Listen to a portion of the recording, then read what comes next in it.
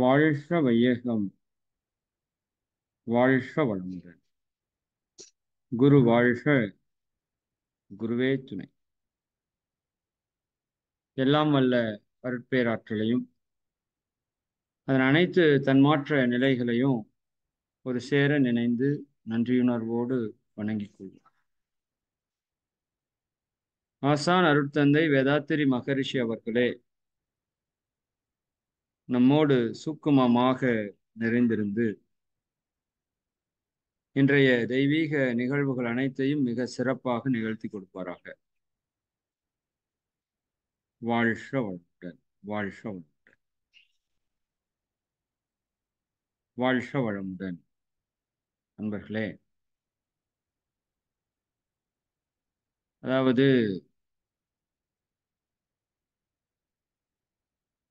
இறை ஆசிரியர் பயிற்சியிலே நாம் தொடர்ந்து நம்மை மேம்படுத்தி கொண்டு தகுதிப்படுத்தி கொண்டிருக்கிறோம். அதுல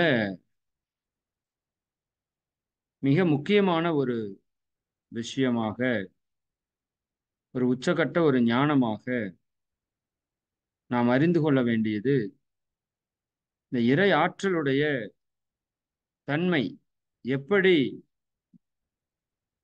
நம்மை இயக்கி கொண்டிருக்கிறது, அது என்னவெல்லாம் நமக்கு செய்து கொண்டிருக்கிறது அப்படிங்கிற ஒரு ரகசியத்தை நாம் ஆழமாக புரிந்து கொள்ள வேண்டும். அதாவது நம்மை சுற்றி இருக்கிற மொத்தமும் இறை ஆற்றல் தான். இறை ஆற்றலை தவிர இங்கு ஒன்றுமே இல்லை இந்த பிரபஞ்சத்துல. இறை ஆற்றலை தான் எல்லாமாகவும் வளர்ச்சி பெற்றிருக்கிறது. அந்த இறை ஆற்றல் தான் நாமாகவும் வளர்ச்சி பெற்றிருக்கிறது. அதற்கான காரணம் நமக்கு எல்லாமே நல்லா தெரியும். அதனுடைய பேரறிவை, பேராற்றலை உணர்வதிலிருந்து அது பேரின்பத்தை அடைவதற்காக இந்த ஏற்பாடை எல்லாம் செய்திருக்கிறது. அப்ப வந்த வழியிலே அது என்ன செய்து கொண்டிருக்கிறது அப்படின்னா, விலங்கினத்தின் வழியாக நம்ம வந்ததால நம்ம பல்வேறு விதமான கர்ம வினைகளுக்கு ஆட்பட்டு இப்ப இந்த நிலையில் இருக்கிறோம். இது எப்பவுமே நம்ம அடிக்கடி ஞாபகப்படுத்திக் கொள்ள வேண்டிய ஒரு விஷயம்னு வச்சுக்கோம். அப்ப அந்த நிலையில் இருக்கும்போது நம்ம கர்ம வினைகளை ஏற்படுத்தி அந்த இரையாற்றலே நம் கர்ம வினைகளை கழிப்பதற்கான சூழலையும் வாய்ப்பையும் நம்ம வாழ்க்கையில ஏற்படுத்தி கொடுத்து கொண்டே இருக்கிறது. இதுதான் ஒவ்வொரு க்ஷணமும் நம்ம லைஃப்ல நிகழ்ந்துட்டே இருக்கு. அப்போ அதற்கான சூழலை, அதற்கான நபர்களை, அதற்கான செயல்களை இந்த இரையாற்றல் இயற்கையாகவே செய்து கொண்டிருக்குது. நான் அடிக்கடி சொல்றது,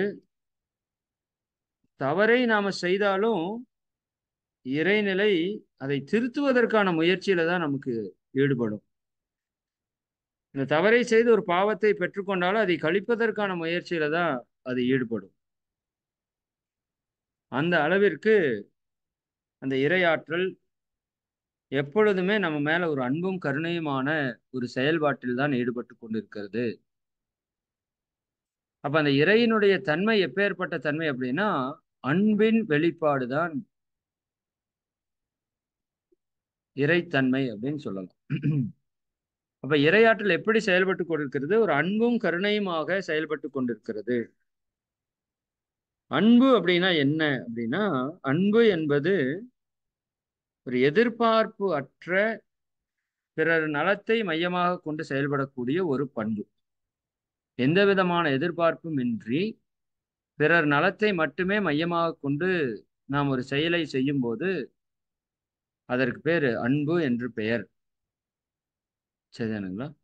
அப்ப இந்த இறையாற்றல் நம்ம கிட்ட எந்த விஷயத்தையும் எதிர்பார்க்கல. ஆனா நமக்கான எல்லா செயலையும் மிக மிக துல்லியமாக செய்து கொண்டிருக்கிறது. மகரிஷி சொல்லுவாங்க, அன்பு கருணை அப்படிங்கிற சிந்தனையில ஒரு மரத்திலே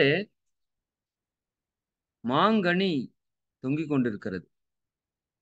அந்த மாங்கனியை பிடித்து கொண்டிருக்கிறது காம்பு இருக்கு பாத்தீங்களா? அந்த மாங்கனியினுடைய வெயிட்டை தாங்கி பிடித்து கொண்டிருக்கிறது. அந்த பிடித்து கொண்டிருப்பதுதான் அன்பினுடைய ஆற்றல். அப்ப கருணை என்பது என்னன்னா, அந்த பிடிக்கப்பட்டிருக்கிற பழத்திற்கு தேவையான சக்தியை அந்த மரம் ஊட்டி கொண்டிருக்கு பாத்தீங்களா? அது கருணை, இறைவனுடைய பெரும் கருணை. அப்ப அன்பு என்பது பிடித்து கொண்டிருப்பது, கருணை என்பது அதற்கு தேவையானவற்றை கொடுத்து கொண்டிருப்பது.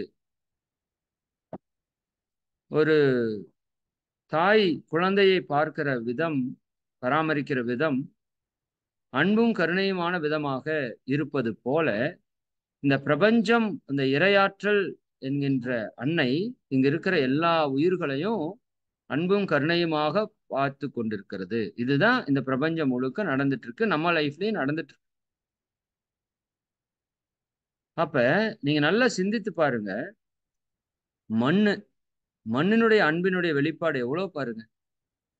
மண்ணு தன்னைத்தானே சிதைத்து கொண்டு தன்னுடைய ஆற்றலை மரமாக மாற்றி, அந்த மரத்திலே காய்கள் கனிகளாக இவைகளாக மாற்றி, அது நமக்கான ஆதாரமாக, நமக்கு உணவாக மாற்றம் பெற்று வருது. சுவைமிக்க உணவாக, பழங்களாக நாம் அதை உண்கிறோம். உண்டுட்டு நாம் அந்த சக்திகளை அது நமக்கு கொடுத்துட்டு அது கழிவாக வெளியே செல்கிறது. அற்புதமான நறுமணம் மிக்க பழங்கள் நாற்றம் பிடித்த கழிவாக நம்ம உடலை விட்டு வெளியேறுது. அதை இந்த மண் ஏற்றுக்கொள்கிறது தன்னோட. மீண்டும் அந்த கழிவை அது என்னவாக மாற்றுகிறது? தாவரமாக மாற்றி நமக்கு அற்புதமான உணவாக கொடுக்கிறது. இது எப்பேற்பட்ட இயற்கையினுடைய செயல், இறைவனுடைய செயல் அப்படின்னா நீங்க நினைக்கும் போது வியப்பாக இருக்கும். உண்மையாலுமே நம்ம மரத்துக்கு என்ன பண்ணிட்டோம்? ஒண்ணுமே பண்ண கிடையாது. மரத்துக்கு நம்ம எந்த விதத்திலையும் நன்மை செய்ததில்லை, மாறாக தீமை செய்திருக்கிறோம். அது எத்தனை வெட்டி சாய்ச்சிருக்கிறோம். அதை பல இடங்களை வெட்டி நம்ம வாழ்க்கைக்கு பயன்படுத்தி இருக்கிறோம். பட் அது நம்ம கிட்ட எந்த விதமான எதிர்பார்ப்பும் இல்லாமல் நம்ம வாழ்க்கைக்கு தேவையான எவ்வளவு விஷயத்தை அது கொடுக்குதுன்னு பாருங்க. சரிங்களா?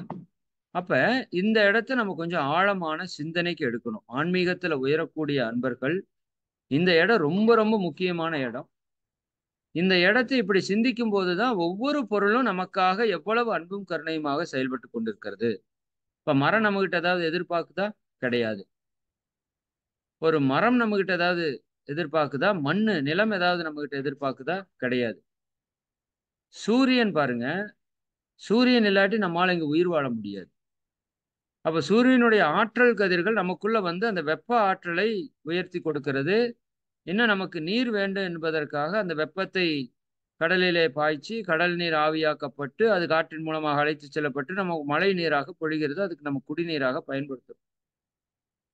அற்புதமான குடிநீர், உலகத்தின் மிகச்சிறந்த தூய நீர் மழை நீர். அதை பிடித்து அருந்துகிறோம், அவ்வளவு அற்புதமா இருக்கிறது. ஆனா அந்த நீர் நம்ம உடலுக்குள்ளே சென்று நம்ம உடல்ல இருக்கிற அத்தனை செல்களுக்கும் நீர்த்தன்மையை கொடுத்து விட்டு அதில் இருக்கிற கழிவுகளை எல்லாம் வெளியேற்றி கொண்டாந்து சிறுநீரகத்தின் மூலமாக வெளியே தள்ளுறோம். யூரின், நாத்தம் பிடித்த ஒரு நீராக வெளியே வருது. அப்ப நீரினுடைய அன்பு எவ்வளவு உயர்ந்ததுன்னு நம்ம இந்த இடத்துல எடுக்கணும். ஒரு நல்ல நீர் உடலுக்குள்ளே சென்று நாற்றம் பிடித்த நீராக வெளியே வந்து தன் மூலத்தோடு இணையறதுக்கான பயணத்தை அது எடுத்துக்கொள்கிறது. அப்ப நீர் நம்மிடமிருந்து எதையும் எதிர்பார்க்கல. சரிங்களா? அதே போல காற்று, நாம் இழுக்கக்கூடிய காற்று ஆக்சிஜன் 21% இருக்கிற காற்று. அந்த காற்றை நாம் சுவாசித்து விட்டு நம் உடலுக்கு தேவையான நல்ல காற்றை, ஆக்சிஜனை எடுத்துக்கொண்டு அதில் இருக்கிற கார்பன் டை ஆக்சைடை வெளியே தள்ளி இந்த காற்றிலே நம்ம அசுத்த காற்றை இன்க்ரீஸ் பண்றோம். அதையும் அந்த தாவர இனங்கள் தனக்கான உணவாக எடுத்துக்கொண்டு நமக்கு ஒரு தேவையான ஒரு காற்றை அது கொடுத்து கொண்டிருக்கிறது. நல்லா புரிஞ்சுக்கோங்க. இது நீங்க கிவ் அண்ட் டேக் பாலிசின்னு சொல்லலாம். நான் கார்பன் டை ஆக்சைடு கொடுக்குறேன், அது ஆக்சிஜனை கொடுக்குது, அப்படி கிடையாது. நாம் வருவதற்கு முன்னாடி மரம் இருந்தது. நல்லா புரிஞ்சுக்கோங்க. மரம் எப்பொழுதோ இருந்தது,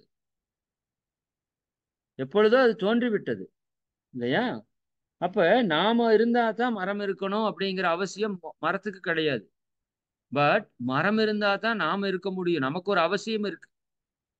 நம்மகிட்ட நிலத்துக்கிட்ட ஒரு எதிர்பார்ப்பு இருக்கு, நீர்கிட்ட ஒரு எதிர்பார்ப்பு இருக்கு, நெருப்பு கிட்ட ஒரு எதிர்பார்ப்பு இருக்கு, காற்றுக்கிட்ட ஒரு எதிர்பார்ப்பு இருக்கு, விண் பிரபஞ்ச சக்தி கிட்ட ஒரு எதிர்பார்ப்பு இருக்கு.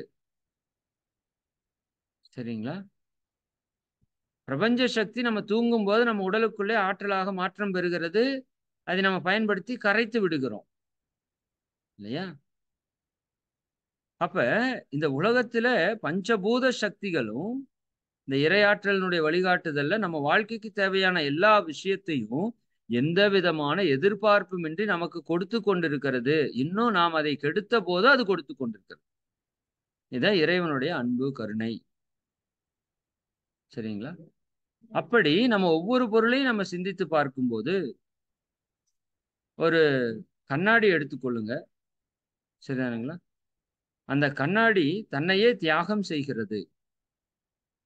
நமக்கு கண் தெரிய வேண்டும் என்பதற்காக அது தன்னையே தியாகம் செய்து உழைப்பை அது பயன்படுத்துகிறது. சரிங்களா? ஒரு செருப்பு நான் உங்களுக்கு அன்னைக்கே சொல்லியிருக்கிறேன். எந்த விதமான நம்மகிட்ட எதிர்பார்ப்பும் இல்லாமல் நமக்காக எத்தனையோ கஷ்ட நஷ்டங்களை அது அனுபவிக்கிறது. இதுதான் அன்பினுடைய ஒரு வெளிப்பாடு.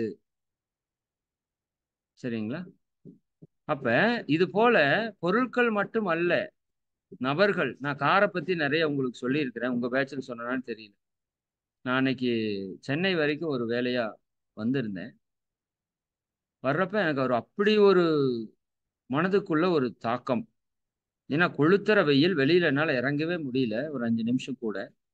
காருக்குள்ள உட்காந்துட்டு ஏசி எப்பவுமே போட மாட்டேன். ஆனா அந்த கடுமையான வெயில்ல வேற வழி இல்ல. அதனால அவுட்டர் ஏர் போட்டு ஒரு பாயிண்ட் ஏசி வச்சுட்டு அப்படியே வந்துட்டே இருக்கிறேன். உள்ள அந்த கூலிங் இருக்குது. சரிங்களா? கொளுத்துற வெயில், காலை தரையில கூட வைக்க முடியாத ஒரு வெயில்ல, சரிதானுங்களா?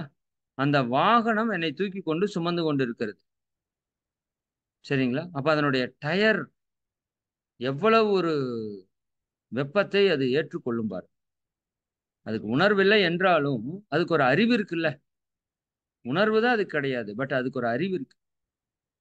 ஆக்சுவலா சொல்ல போனா உணர்வு இல்லைன்னே சொல்ல முடியாது. ஏன்னா இறை ஆற்றல் தான் உணர்வாக நம்ம கிட்ட வெளிப்பட்டிருக்கு.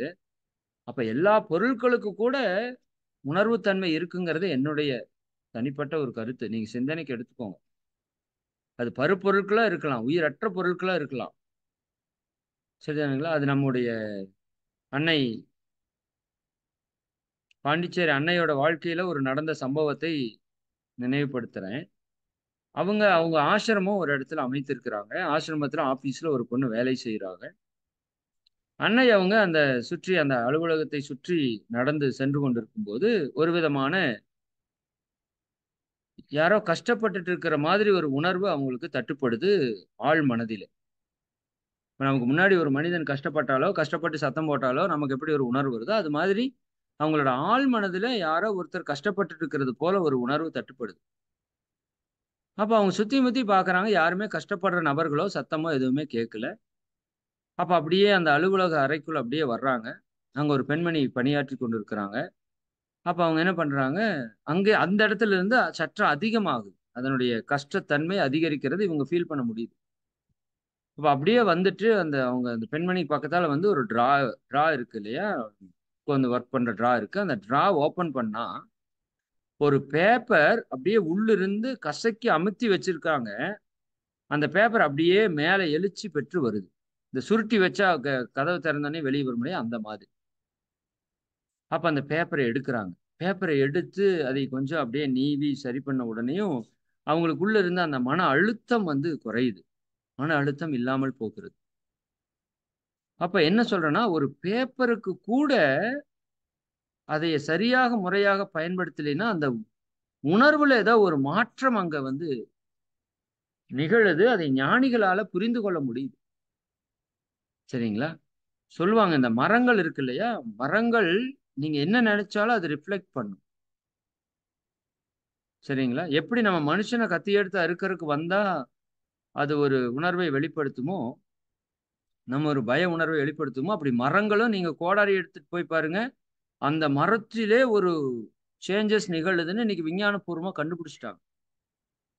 நீங்க அந்த மரத்த வெட்டணும்னு பேசிட்டு இருந்தாலே, அதுக்கு வந்து தெரிஞ்சிருமாம். நம்முடைய உணர்வு அதனுடைய உணர்வுல. சரிங்களா? அப்ப இது மரத்துக்கு மட்டும் தான் ரிசர்ச்சா? என்ன பொறுத்தவரைக்கும், தண்ணீல இன்னைக்கு வந்து ரிசர்ச் பண்ணியிருக்கோம். நம்ம வந்து நெறையா உங்களுக்கு அந்த எண்ணத்தினுடைய சிறப்பை பற்றி பேசுறப்ப, அ எந்த மாதிரி நம்முடைய உணர்வுகள் தண்ணீல ஒரு மாற்றத்தை ஏற்படுத்துகிறது, அதனோட ஸ்ட்ரக்சர்ல மாற்றத்தை ஏற்படுத்துங்கிறத நெறைய பார்த்திருக்கிறோம். டாக்டர் மசாரோ எமோட்டோ அவருடைய ஒரு சோதனைகள் மூலமாக நம்ம நெறைய திங்க் பண்ணியிருக்கோம். அப்ப தண்ணிக்கு என்ன கிடையாது? உயிர் கிடையாது. பட் அதுக்குள்ள ஒரு உணர்வு இருக்கிறது. அறிவு இருக்கிறது, இறையாற்றலே தான் அங்க இருக்குது. சரிங்களா? அப்ப இது எல்லா பொருட்களிலும் இறைத்தன்மை தான் நிறைஞ்சிருக்கு. அதனுடைய ஒரே நோக்கம் என்னன்னா, நாம முழுமை அடைவதற்காக அது தன்னை முழுக்க முழுக்க தியாகம் செய்து அன்பும் கருணையுமாக வாழ்ந்து கொண்டிருக்கிறது. ஒரு மொபைல் போன் எடுத்துங்க, வாங்குறப்ப எவ்வளவு அழகா புதுசா இருக்கு. நமக்கு 2 ஆண்டுகள் 3 ஆண்டுகள் கடுமையா அது உழைக்குது. எத்தனை போன் கால்ஸ், எத்தனை நேர வீடியோ, எத்தனை வாட்ஸ்அப் பார்த்துருக்கிறோம், எத்தனை ஃபேஸ்புக், எத்தனை யூடியூப் பார்க்குறோம், எவ்வளவு மெசேஜ் அனுப்புறோம், எத்தனை முறை சார்ஜை ஏத்தி ஏத்தி ஏத்தி ஏத்தி ஏத்தி அது யாருக்காக செய்கிறது? அதுதான் இங்க ரொம்ப ரொம்ப முக்கியம். அது எனக்காக செய்கிறது. என்கிட்ட ஏதாவது எதிர்பார்க்குதா? எந்த எதிர்பார்ப்பும் என்கிட்ட கிடையாது. சரிங்களா? அப்படி நம்ம உடல்ல துவங்கி இந்த பிரபஞ்சம் முழுக்க அத்தனை பொருட்களும், அத்தனை உயிர்களும், அத்தனை நபர்களும் நாம இறையுணர்வு பெற வேண்டும் என்கின்ற ஒரே நோக்கத்தினாலே இந்த பிரபஞ்சத்தினுடைய பேராற்றலாலே இயக்க வைக்கப்பட்டு கொண்டிருக்கிறது. இதுதான் நம்மை சுற்றி நடந்துட்டு இருக்கிற ஒரு தெய்வீகமான இறை செயல். அதையும் எப்படி செஞ்சிட்டு இருக்கு இந்த இறை? அன்பும் கருணையுமாக அதை செய்து கொண்டே இருக்கிறது. சரிங்களா? அப்ப நான் உங்களுக்கு அந்த உதாரணம் சொல்லியிருப்பேன்னு நினைக்கிறேன். அறிவே தெய்வம் அப்படிங்கிற தன்மையில அந்த ஒரு டாபிக் உங்களுக்கு ரொம்ப முக்கியமான டாபிக். எது தெய்வம் அப்படிங்கறத அடுத்த வகுப்புல உங்களுக்கு அதை பத்தி விளக்கம் கொடுக்குறேன். அந்த இடத்துல நம்ம ரொம்ப ரொம்ப கிளாரிட்டியா இருக்கு எது தெய்வம் என்பது. சரிங்களா? அப்ப அந்த இறை ஆற்றலுக்குள்ள இருக்கிற பெரும் கருணை, பேரன்பு. சரிங்களா? ஒரு சாதாரண ஒரு தென்னை மரம் இருக்குது, அல்லது ஒரு தாமரை இருக்குது, அது சேத்துலதான் மலர்ந்து இருக்கிறது. ஆனா சேறு சகதி பாக்குறதுக்கே கஷ்டமா இருக்கு, உள்ளேயே போக முடியாது. பட் அதுல மலர்ந்த அந்த செந்தாமரையினுடைய மலர் எவ்வளவு ஒரு அற்புதமான ஒரு இனிமையை நமக்கு வந்து கொடுக்குது பாருங்க. அது அது அன்பினுடைய ஒரு வெளிப்பாடு. சரிங்களா? அப்ப கீழே போயிட்டு இருக்கிற அந்த நாற்றம் பிடித்த நீர் தான், பட் அந்த இரையாற்றலுடைய அன்பினுடைய வெளிப்பாடு அதை தெய்வீகமான இளநீராக மாற்றி கொடுக்கிறது. அப்ப என்னுடைய வாழ்க்கை நன்றாக இருக்க வேண்டும் என்பதற்காக என்னை சுற்றி இருக்கிற மொத்த பிரபஞ்சமும் அன்பும் கருணையுமாக என் மேல் கருணை மழையை பொழிந்து கொண்டே இருக்கிறது. எனக்கு உண்பதற்கு உணவை கொடுக்குது, உடுத்தருக்கு உடையை கொடுக்குது, இருக்கிறதுக்கு இருப்பிடத்தை கொடுக்குது, எனக்கு வாழ்க்கை துணையை கொடுத்திருக்குது, உறவுகளை கொடுத்திருக்கிறது, உடலை கொடுத்திருக்கிறது, உடலுக்குள்ளே பல உறுப்புகள் அற்புதமான இயக்கத்தை கொடுத்திருக்கிறது. இது எல்லாவற்றையும் புரிந்து கொள்வதற்கான ஒரு ஞானத்தை கொடுத்திருக்கிறது, ஒரு குருவை கொடுத்திருக்கிறது, அதற்கான செயல் வடிவத்தை கொடுத்திருக்கிறது, பயிற்சியை கொடுத்திருக்கிறது. இதெல்லாம் எவ்வளோ பெரிய விஷயம்னா, நினைச்சாலே ஒரு பிரமிக்கக்கூடிய அளவில் இருக்கக்கூடிய ஒரு விஷயம் இந்த பிரபஞ்சத்துல நடந்துட்டு இருக்கு. யோசித்து பாருங்க. சரிங்களா? கல்லுக்குள் தேரைக்கும். நான் கூட முதல்ல ஆரம்ப காலத்துல இந்த தேரை இருக்கிற கல்லுல ஒரு சின்ன ஹோல்ஸ் இருக்கும் அப்படின்னு நினைச்சேன். தேரை உள்ள இருக்குன்னு சொல்லுவாங்க இல்லையா, பாறைக்குள்ள தவளை மாதிரி ஒரு சின்ன உயிரினா தேரை பாறைக்கு உள்ள இருக்குமாம். பட் அந்த பாறையை சுத்தி எந்த இடத்துலயும் ஹோல்ஸ் இருக்காதாம். எனக்கு அது ரொம்ப நாளைக்கு அப்புறம் தான் தெரியும். நான் ஏதோ ஒரு சின்ன ஹோல்ஸ் இருக்கும், அது வழியா காற்றோ நீரோ ஏதாவது அங்க பரிமாறிக்கொண்டு இருக்கும் இயற்கையில அப்படின்னு நினைச்சேன். பட் அப்படி இருக்காதாமா. சரிங்களா? ஒரு சின்ன ஹோல்ஸ் கூட இல்லாம அந்த தேரை அந்த கல்லுக்குள்ள உயிர் வாழ்ந்து கொண்டிருக்கிறது. அதுதான் அற்புதம். இது என்ன ஒரு இயற்கையினுடைய சிஸ்டம் பாருங்களேன். அப்ப கல்லுக்குள் தேரைக்கும் முட்டைக்குள் கருவுக்கும் மகரிஷி சொல்லுவாங்க. ஒரு முட்டை இருக்கு, யோசித்து பாருங்க. ஒரு கோழி ஒரு முட்டையை விடுது, சுற்றி உள்ள உள்பக்கமா வெள்ளை கரு, அதற்குள்ள ஒரு மஞ்சள் கரு. அப்ப அந்த மஞ்சள் கருதான் கோழியாக மாற்றம் பெறுகிறது. இப்ப பாருங்க, அது கோழியாக மாற்றம் வரும்போது அதுக்கு உணவு வேணும். தாயினுடைய மடியில் இல்ல, முட்டை தனியாக சென்று விட்டது, உணவை கொடுக்க முடியாது. அப்ப அந்த கருவுக்குள்ள முட்டைக்குள்ள அதற்கான உணவை வைத்திருக்கு பாருங்க. அதை உண்டு உண்டு உண்டு உண்டு உண்டு உண்டு அது ஒரு உயிராக மாற்றம் பெறுகிறது. எவ்வளவு பெரிய கருணையான செயல் இல்லைங்களா? அப்ப அதைத்தான் சொல்லுவாங்க, கல்லுக்குள் தேரைக்கும் முட்டைக்குள் கருவுக்கும் என்ன தேவையோ அதை கொடுத்த இறைவன் உங்களை என்னையும் சும்மா விட்டுருவானான்னு கேட்பான். அது எதையும் சும்மா விடமாட்டான்னு புரிஞ்சுக்கலாம். அவனுடைய பேர் அன்பினுடைய நிலை இந்த இடத்துல புரிஞ்சுக்கலாம். அதற்கு அழகாக ஒரு மூக்கை கொடுத்து உள்ளிருந்து அதே கொத்தி வெளியே வருவதற்கான அந்த ஓட்டை எவ்வளவு மெல்லியதாக கொடுத்து கொஞ்சம் ஸ்ட்ராங்கா ஓடு கொடுத்தானா கோழி குஞ்சு செத்து போயிடும். உடைச்சிட்டு வெளியே வர முடியாது. அன்னைக்கு ஒரு விஷயம் சொன்னாங்க. பிறப்புக்கும் இறப்புக்கும் ஒரு இது சொல்லுங்கன்னா, முட்டையை உள்ளிருந்து உடைச்சா பிறப்பு, வெளியிலிருந்து உடைச்சா இறப்பு அப்படின்றத சொன்னாங்க. சரிங்களா? அது ஒரு நல்ல ஒரு சிந்தனைக்குரிய ஒரு விஷயம்தான். அப்ப நம்மளோட சுற்றி நடக்கிற எல்லா விஷயத்திலையும் இயற்கை வந்து ரொம்ப ரொம்ப தெளிவாக, ரொம்ப ரொம்ப திட்டமிட்டு, எப்படி நம்ம அறிவுக்கெல்லாம் அந்த திட்டமெல்லாம் கிடையாதுங்க. சரிதானுங்களா? நம்ம அறிவுக்கெல்லாம் எங்க அந்த திட்டத்தை பத்தி நம்மளாம் பேசுறது. சரிங்களா? இந்த பூமியில இருக்கிற ஒவ்வொரு விஷயத்தையும் நம்ம ஆய்வுக்கு எடுத்துட்டோம் அப்படின்னா, நம்ம பயன்படுத்துற ஒவ்வொரு விஷயத்தையும் ஆய்வுக்கு எடுத்துட்டோம்னா, அவ்வளவு அவ்வளவு ஒரு அன்பும் கருணையுமான செயலாக இந்த இறையாற்றல் நம்மை வந்து வழிநடத்தி கொண்டே இருக்கிறது. அப்ப நமக்கு என்ன பிரச்சனைன்னா, இது நமக்கு புரியல. இதை பற்றி நம்ம சிந்திக்காததால, இது நமக்கு புரியல. இந்த மழை தவம் நீங்க எல்லாரும் அட்டெண்ட் பண்ணியிருப்பீங்க. நமக்கு மழை நீரை கொடுப்பதற்காக இந்த இயற்கை எத்தனை செயல்களை செய்து கொண்டிருக்கிறது அப்படின்னா, நினைக்கிறதுக்கே ஒரு பிரமிப்பான விஷயமா இருக்கு. எவ்வளவு தொலைவில் இருக்குது. சரிங்களா? சில 1000 மைலுக்கு அப்புறம் கூட அந்த கடல் நீர் இருக்கிறது. அங்கிருந்து அந்த நீரை வெப்பப்படுத்தி, அதை நீராவியாக்கி, அதை அங்கிருந்து மேலே எடுத்து சென்று, அதை மேகங்களாக்கி, அதை காற்றின் மூலம் அழைத்துச் சென்று, அது எங்கெங்கெல்லாம் அந்த உயிர்களுக்கு தேவை இருக்கோ, அங்கங்கெல்லாம் கொடுக்குதுன்னா, இது எவ்வளோ பெரிய ஒரு அன்பான ஒரு செயல் அப்படிங்கிறத நம்ம வந்து மிக மிக ஆழமாக சிந்திக்கணும். அப்ப இறையாற்றல் எப்பொழுதுமே எப்படி செயல்பட்டுட்டு இருக்குன்னா, அன்பும் கருணையுமாக செயல்பட்டுக் கொண்டிருக்கிறது. அப்ப எது அன்பு அப்படின்னா, எந்த விதமான எதிர்பார்ப்பும் இல்லாமல் பிறர் நலத்திற்காக நாம் செய்யக்கூடிய செயல் எல்லாமே அன்புதான். அப்ப மனிதனை எப்படி நம்ம வாழணும் அப்படின்னா, அன்பும் கருணையுமாகத்தான் நம்ம வாழணும் அப்படிங்கிறது மகான்களுடைய தீர்க்க தரிசனமான கருத்து. ஏன்னா இறை ஆற்றல் வேற, அன்பு வேற அல்ல. அன்பும் சிவமும் இரண்டென்பர் அறிவிலார் என்று திருமூலர் சொல்லுவார். அன்பும் சிவமும் இரண்டு என்பார் அறிவிலார். அதாவது அறிவில்லாதவன் தான் அன்பு வேற, சிவம் வேற என்று சொல்லுவான். அறிவுடையவனுக்கு தெரியும். சிவம் தான் அன்பாக இருக்கிறது, அன்புதான் சிவமாக இருக்கிறது. அன்பே சிவமாவதை யாரும் அறிகிலார். அந்த அன்புதான் சிவமா இருக்குது அப்படின்னு சொல்றதை யாரும் அறியல. அன்பே சிவமாவதை யாவரும் அறிந்த பின் அன்பே சிவமாய் அமர்ந்திருந்தாரே. இப்ப ஞானிகள் அந்த இறைத்தன்மையை உணரும் போது அவர்களுடைய செயலே என்னவா மாறிடும்? அன்பும் கருணையுமாக மாறும். சரிங்களா? அப்ப துன்பம் போக்கும் தூய நெறியே அன்பாம் அறமாம் அறிவின் உயர்வாம் மகரிஷி ஒரு அற்புதமான கோட் கொடுத்திருப்பாங்க. எங்கெல்லாம் பிறர் துன்பம் போக்குறதுக்கான செயல்களிலே, எண்ணத்திலே, சொல்லிலே நம்ம ஈடுபடும் போது அதுதான் மிக தூய நெறி. பிறருடைய துன்பம் போக்குவதற்கான தூய நெறிதான் அன்பு. அதுதான் அறம். அதுதான் அறிவினுடைய உயர்ந்த நிலை என்று மகரிஷி அவங்க ஆணித்தரமா சொல்றாங்க. அப்ப நம்முடைய செயல் எப்படி இருக்கணும் அப்படின்னா, முழுக்க முழுக்க அது ஒரு அன்பும் கருணையுமான ஒரு செயலாக இருக்க வேண்டும்.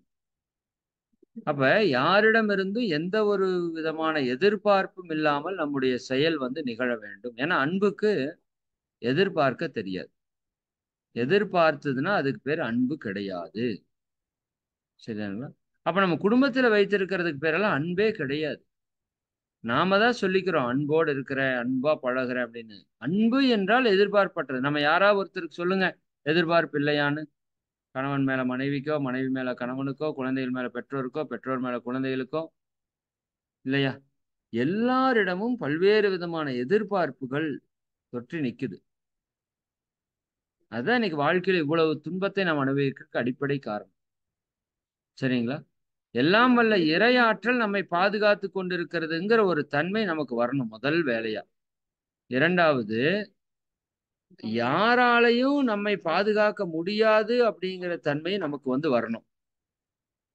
இப்ப யாராலையும் நம்மை பாதுகாக்க முடியாது. ஆனால் எல்லாம் வல்ல இறையாற்றலே என்னை பாதுகாத்து கொண்டிருக்கிறதுன்னு ஒரு புரிதலுக்கு வந்துட்டா, நாம யாருகிட்டயும் எதையும் எதிர்பார்க்க வேண்டிய அவசியம் இல்லை. மகரிஷி அதைத்தான் சொல்லுவாங்க. எதிர்பார்த்தல் கையேந்தல் வேண்டாம். மாநிதியாம் இறைநிலையை நம் மனத்தடியில் தேர்வோம். எவரிடமும் எதிர்பார்த்தல் கையேந்தல் வேண்டாம். மாநிதியாம் இறைநிலையை நம் மனத்தடியில் தேர்வோம். சரிங்களா? அப்போ நாம முழுக்க முழுக்க யாரையும் சார்ந்திருக்க வேண்டிய அவசியம் இல்லை. அதற்காக அவர்களை எடுத்தறிந்து செயல்படணும்னு நான் சொல்ல வரல. சரிதானுங்களா? எதிர்பார்ப்பு அற்று நம்ம வாழணும். பயப்பட வேண்டிய அவசியமும் இல்லை. இது இல்லாட்டி என்ன ஆகும், இவங்க இல்லாட்டி என்ன ஆகும், இப்படி செஞ்சா என்ன ஆகும், அப்படி செஞ்சா என்ன ஆகும். சிந்தித்து செயல்படுவது தவறில்லை. ஆனால் பயப்பட்டு கவலைப்பட்டு, சரிங்களா, ஒரு அன்பற்ற தன்மையில நம்ம வாழும்போது நம்ம குடும்பத்தில அது பல்வேறு விதமான சிக்கல்களை, துன்பங்களை அது ஏற்படுத்தி விடுகிறது.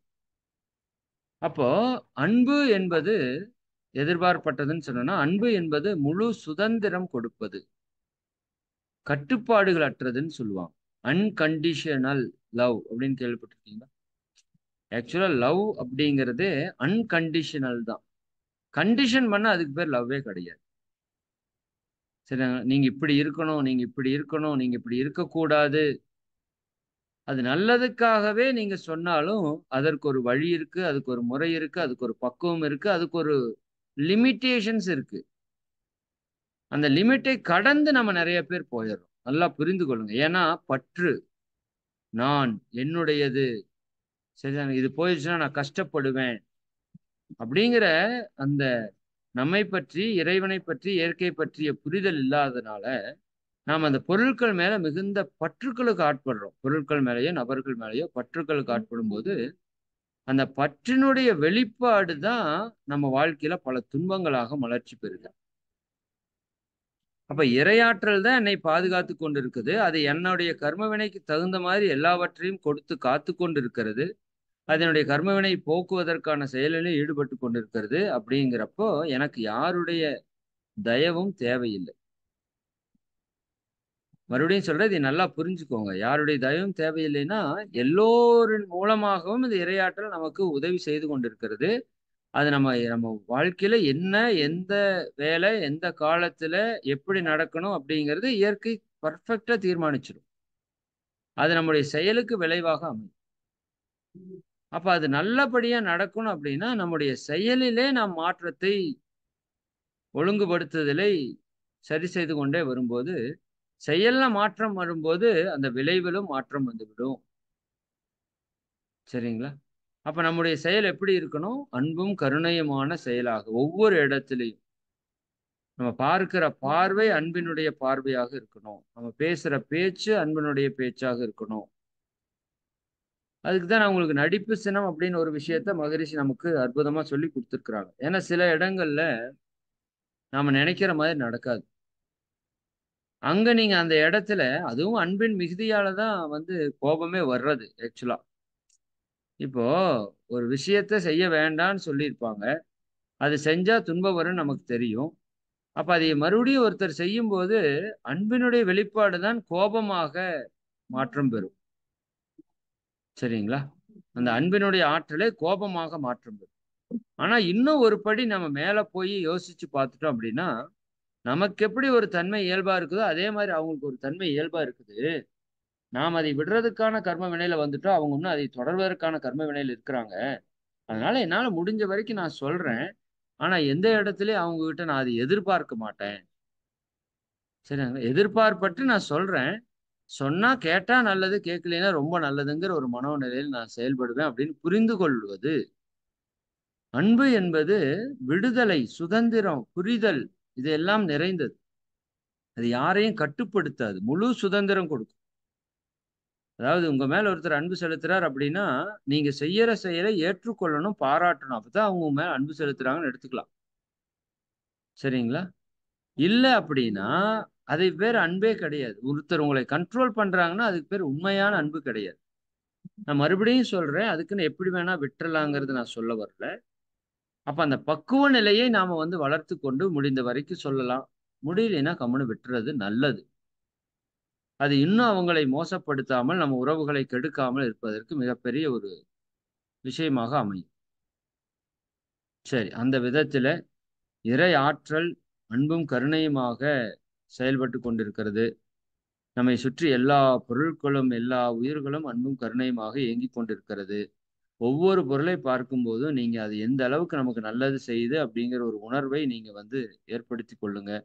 நாமளும் எந்த அளவுக்கு அன்பும் கருணையுமாக நம்முடைய ஒவ்வொரு செயலையும் பிறருக்கும் தனக்கும் செய்ய முடியும்னு பாருங்க. உண்மையாலுமே நம்ம உடம்பு மேல நமக்கு ஒரு அன்பு இருக்குதுன்னு வச்சுக்கோங்க. நம்ம எப்படி நம்ம உடம்ப வச்சுக்குவோம்? கெடுப்போமா? தேவையில்லாம சாப்பிடுவோமா? தேவையில்லாம டென்ஷன் ஆவோமா? சரிதானுங்களா? அப்ப இந்த ஒரு செயல் நம்மிடமிருந்து வெளிப்படணுங்கிறதுக்கு தான் இவ்வளவு யோக பயிற்சிகளை, தியான முறைகளை நம்ம வந்து செய்து கொண்டிருக்கிறோம். இவற்றை நீங்க சிந்தனைக்கு எடுத்து சிந்திச்சு பாருங்க. நம்முடைய செயல் எந்த மாதிரியான ஒரு நோக்கத்திலே நாம் செயலை செய்து கொண்டிருக்கிறோம். அப்படிங்கிற ஒரு விஷயத்துல இந்த இறையாற்றலோடு நாம் இணைவதற்கான செயல் நம்முடைய ஒவ்வொரு செயலும் அன்பும் கருணையுமாக இருப்பது என்று கூறி இந்த சிந்தனையை நம்ம நிறைவு செய்வோம். எல்லாம் வல்ல அருட்பேராற்றலினுடைய கருணையினால் நீங்களும் உங்கள் அன்பு குடும்ப உறுப்பினர்கள் அனைவரும் உடல் நலம் நீலாயுள் நிறை செல்வம் உயர்ப்புகழ் மெய்ஞானம் ஓங்கி இறை உணர்வு அறநெறி கல்வி தனம் தானியம் இளமை வலிவு துணிவு நன்மக்கட்பேறு அறிவிலுயர்ந்தோர் நட்பு அன்புடைமை அகத்தவம் அழகு புகழ் மனித மதிப்புணர்ந்து ஒழுகும் பண்பு பொறையுடைமை எனும் பேறு 16ம் பெற்று பெருவாழ்வு வாழ்க. வாழ்க வளமுடன் வாழ்க வளமுடன் வாழ்க வளமுடன் வாழ்க வளமுடன். நண்பர்களே,